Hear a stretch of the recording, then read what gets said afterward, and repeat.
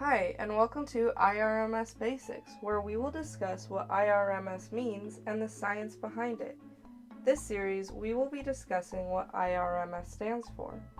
IRMS stands for Isotope Ratio Mass Spectrometry, but what does that actually mean? Today we will be discussing what mass spectrometry is and how it works. Mass spectrometry is defined as an analytical tool that is useful for measuring the mass-to-charge ratio, or MZ, of one or more molecules present in a sample.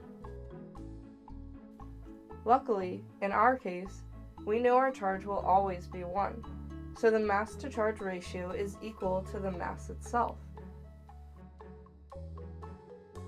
The mass spectrometer is a machine, also known as an instrument, that measures the mass of molecules within the sample.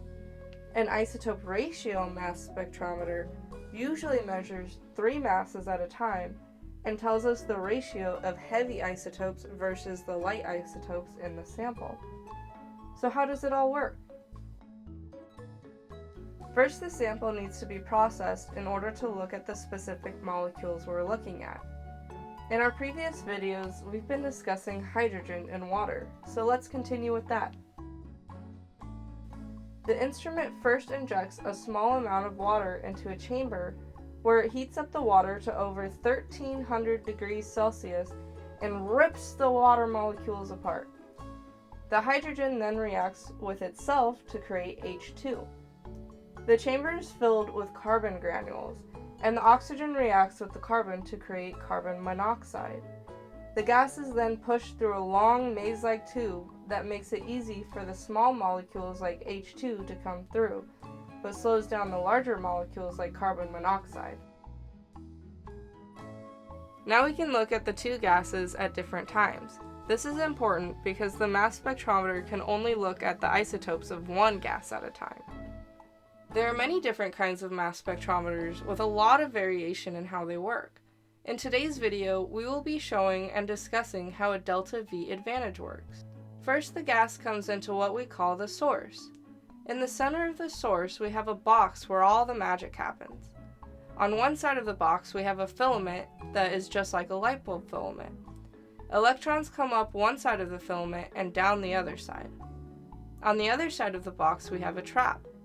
The trap is a metal rod meant to take electrons away, just like the second side of the filament. Magnets behind both the filament and the trap push the electrons off of the filament, through the box, and into the trap where they're taken away.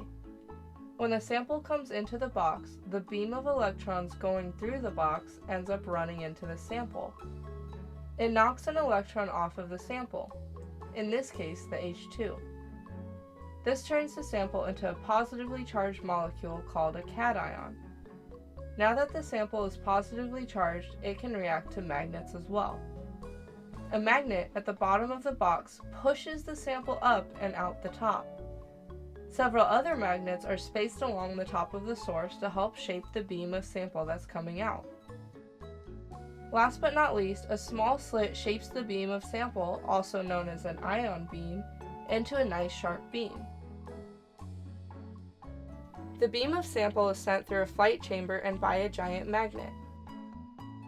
When the sample comes across this magnet, the magnet repels the sample beam and makes it take a 90-degree turn. The larger, heavier molecules have a harder time turning than the smaller molecules, so we see a separation of molecules based on their mass. It's like if you rolled a bowling ball, a soccer ball, and a ping pong ball down the street. If a big gust of wind came by, the ping pong ball would move a lot, the soccer ball a little, and the bowling ball would hardly move at all. We can change how strong the magnet is in order to push our H2 into the detector. If we wanted to look at the carbon monoxide, we would make the magnet stronger to make the carbon monoxide hit the detector instead. After the sample is separated, it goes to the detector. Our detector uses 3 Faraday cups that each take in 1 mass at a time. The only exception to this is hydrogen, where we have 2 cups. When the charge in the sample hits the back of the Faraday cups, it creates a charge in the Faraday cups. This charge is read as a voltage by the mass spectrometer. The more sample that hits the cup, the larger the voltage. If you're interested in learning more about how a sample is prepared for IRMS or how to interpret the data that a mass spectrometer gives you, push the subscribe button to keep up to date with new videos. For now, thank you for watching and tune in to our next video, Sample Examples. Sample Examples!